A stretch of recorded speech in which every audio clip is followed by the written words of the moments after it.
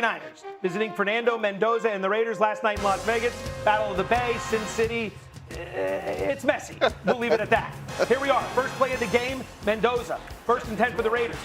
Harry. Naylor again. Well, number one, just a great job by Fernando Mendoza. That defensive end being disciplined, not biting on that fake, getting this ball off to his wide receiver, but the one-hand catch. Great job by Mendoza. He walked the bases loaded with that throw. All right, so Mike T, 2nd and 4. We're cooking now. Raiders got something going. Interception. Of that. Joe, this guy is too talented to be 7 of 14. Accuracy with young players should get better, but that was not a good night for him. 2nd pick of the preseason, trying to fit it into a tight window. We're learning. It's the preseason. It's a process. Next Raiders possession, 3rd and 10 from their own 32. Dante Whitner, take me through this. It's clear that the game is moving too fast for this young rookie. He has to get to the point where he throws the ball away and not take these sacks on 1st and 2nd down. Keon White with the sack here of Mendoza. It's been a recurring theme, but again, it's the preseason. We shake it off. Next Raiders drive, 1st and 10 from their own 31, dropping back. Sacked again. Mendoza would end up finishing the night here 7 of 14, 57 yards and a pick. The Raiders lose 18-12. After the game, Coach Kubiak, Fernando Mendoza, what'd you see? Yeah, I mean, he needs another 3 preseason games. All those rookies do. And now that the season's starting, the practice reps get smaller, and that's just life. But us as coaches, we got to get them ready to play, keep developing them. It's the NFL, and there's, like it or not, there are monsters at the other side of the ball, and you need to get the ball out quick, and it teaches you that you need to play on time, and there's less margin for error. So I think it's a great experience having that heat and duress. Preseason's done, so the next time we see Fernando Mendoza presumably would be in the 2026 regular season. Harry Douglas, what did you see from the rookie 1st overall pick last night? Right, the game is all about the fine details. And when you look at the 2 quarterbacks, Kirk Cousins and Fernando Mendoza, Kirk Cousins is operating faster. Fernando Mendoza is a little bit hesitant. He's moving a bit slower.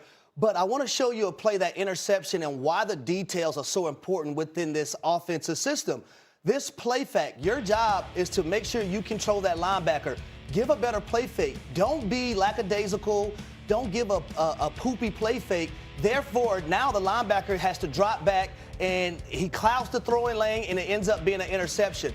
When I think about guys like Matthew Stafford, Matt Ryan, Peyton Manning, the fine details, everything has to be upper echelon so you can have that competitive advantage over your opponent. If you give a better play fake to that running back, that linebacker probably takes another step or 2 up. Now that window is probably cleaner for you to fit that football into. Those interceptions you saw last night, they raised some concerns for you, Dante. They did raise some concerns. It showed me that Fernando Mendoza is predetermining his throws.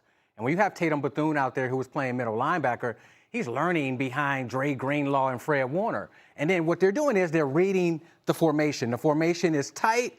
They see, let's read through our front side triangle. The offensive linemen give a high hat. They don't take false steps. They get the depth. So Fernando Mendoza, in practice, what they'll do is they'll tell the middle linebacker, hey, take the bait and step up into the line of scrimmage. Give him a good throwing angle. But in a real NFL game, with real NFL linebackers that are coached like the 49ers linebackers are, you see, they didn't take the false step. They dropped back, and there's not many veteran quarterbacks who will try to fit that ball into that tight window. It's probably best that Fernando Mendoza sits and learns behind Kirk Cousins. Yeah, and Dante, the expression we use is he just needs time on task. Like, there were points of the preseason where you saw why he was the 1st pick overall, precision, tight window throws, and then there was a lot of times, like we saw last night, guys, 7 of 14. And again, when you speak to people around the league, everyone is taking note that this is Tom Brady orchestrating and managing a very specific quarterback development plan. And you go back a year ago, Cam Ward really struggled. Maybe he should have sat a little bit.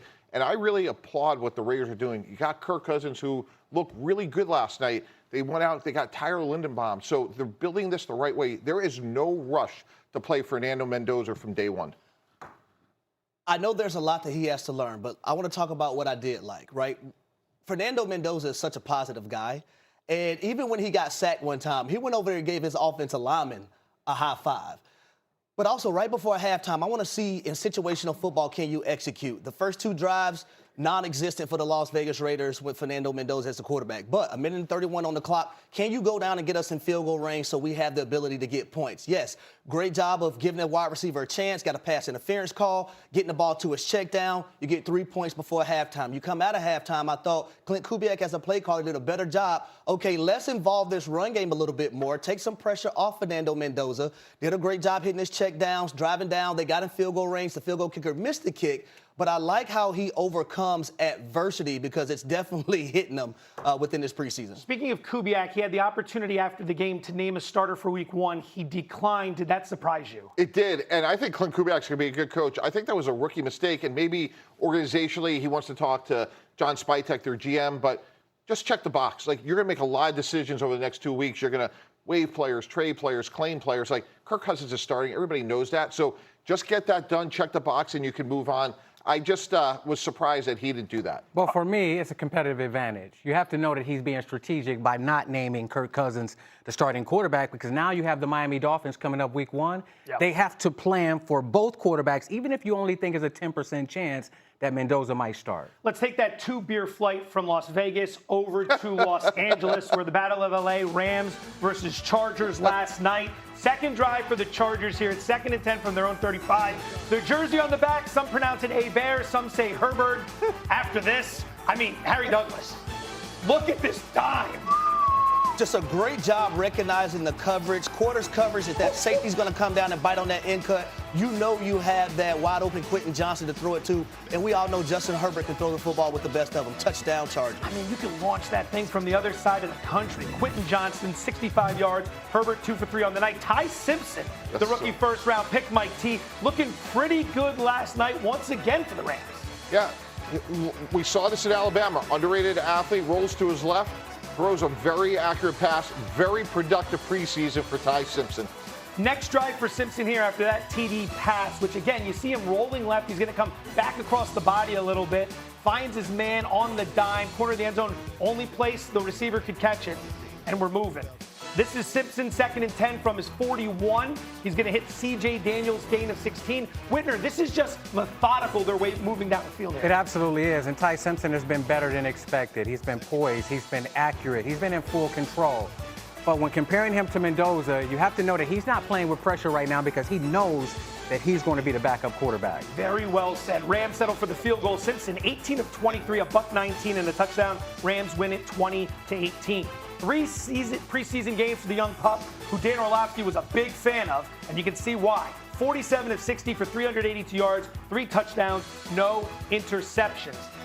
Maybe a bit of an overstatement on this question here, but is he doing everything he can, justifying that first-round selection with what you've seen so far? 1,000%. And when you look at the number 1 overall pick, Fernando Mendoza and Ty Simpson right now, the game is slowing down for him, and he's going out there and executing at a high level. He has command over the offense, in the huddle, at the line of scrimmage, and he's very decisive in his decision-making. Now, I was impressed because he went against a lot of the ones last night for the Los Angeles Chargers in their defense.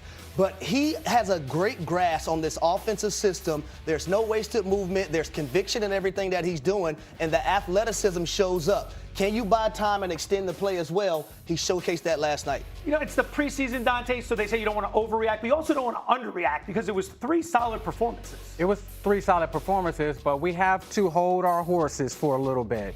Remember, this guy's know that he's going to play behind Matthew Stafford. Mendoza is taking the test with the entire class staring at him. Ty Simpson, he can take the test in a quiet room right now. So we have to hold our horses and know that we can't compare Ty Simpson to Mendoza yet. My horses are totally unbridled. I liked him last year. I liked him in the draft process. And I'll tell you this is not hyperbole. If he turns out to be a good